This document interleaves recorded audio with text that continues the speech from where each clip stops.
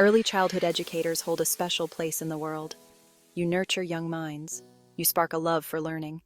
You create a safe haven for children to grow and thrive. But teaching, while deeply rewarding, can also be demanding. It's easy to pour all your energy into your students and forget about yourself. Remember this: taking care of yourself is not selfish, it's essential. Your well-being is the foundation upon which you build a positive and engaging learning environment. When you prioritize your own wellness, you show up as the best version of yourself, for your students and for yourself. Just like a gardener tends to their garden, you too need nurturing. You deserve to feel energized, balanced, and fulfilled. When you invest in your well-being, you invest in your ability to inspire and guide young minds. Take a moment to reflect. How are you feeling today? What small act of self-care can you gift yourself right now? Your well-being matters, and it ripples out to touch the lives of every child you teach. Imagine yourself walking into your classroom feeling stressed and depleted. Do you think your students will notice? Absolutely. Children are incredibly perceptive. They pick up on your energy, your mood, and your overall well-being. Now, picture yourself entering the classroom feeling calm, centered, and energized. Your positive energy becomes contagious. It creates a ripple effect, influencing not only your own well-being, but also the emotional climate of your classroom. When you prioritize self-care, you bring a greater sense of patience and understanding to your interactions with children. You're better equipped to handle challenging behaviors and create a harmonious learning environment. Remember, your well-being is not separate from your teaching. It's intertwined with your ability to connect with your students, manage stress effectively, and create a positive and productive classroom. Wellness encompasses every aspect of your being: your mind, body, emotions, and social connections. Think of it as a stool with 4 legs. Each leg represents a dimension of wellness: social, emotional, physical, and mental. Social wellness. Cultivate meaningful connections with colleagues, friends, and family. These relationships provide support, laughter, and a sense of belonging.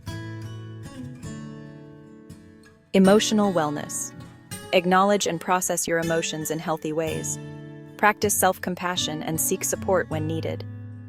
Physical wellness. Engage in regular physical activity, nourish your body with nutritious foods, and prioritize restful sleep. Mental wellness. Engage in activities that stimulate your mind, reduce stress, and promote inner peace. This might include meditation, journaling, or spending time in nature. Section 4. Stress less, thrive more. Strategies for calm and resilience.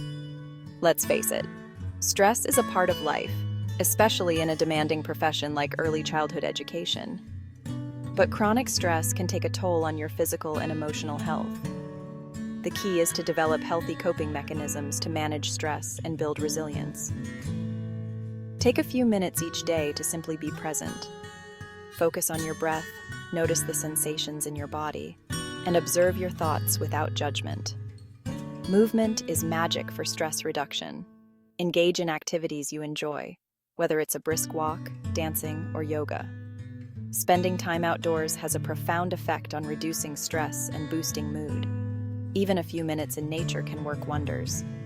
Don't hesitate to reach out to colleagues, friends, family, or a therapist when you need support. Talking about your stressors can help lighten the load. Section 5. Finding balance. Juggling personal and professional life. Maintaining a healthy work-life balance is crucial for early childhood educators. When you're constantly on, it's easy to experience burnout. Here are some strategies to help you create boundaries and prioritize your well-being. Set clear boundaries between your work life and personal life. Avoid bringing work home whenever possible. Create a designated workspace at home to minimize distractions. Treat self-care as a non-negotiable appointment in your calendar, whether it's 15 minutes or an hour. Dedicate time each day to activities that nourish your soul. It's okay to decline extra commitments or requests that will overload your schedule. Prioritize your well-being and protect your time. Make a conscious effort to disconnect from technology regularly. Put away your phone, step away from the computer, and allow yourself to fully unwind. Section 6. Little steps, big impact. Weaving wellness into your day. You don't need to overhaul your entire life to prioritize well-being. Small, consistent changes can make a world of difference. Here are some practical ideas to weave wellness practices into your daily routine. Instead of rushing out the door, start your day with a few minutes of quiet reflection. Enjoy a cup of tea, listen to calming music, or practice gratitude. Incorporate short movement breaks throughout your day. Lead your students in a quick dance party, do some stretches, or take a walk outside. Keep nourishing snacks on hand to fuel your body and mind throughout the day.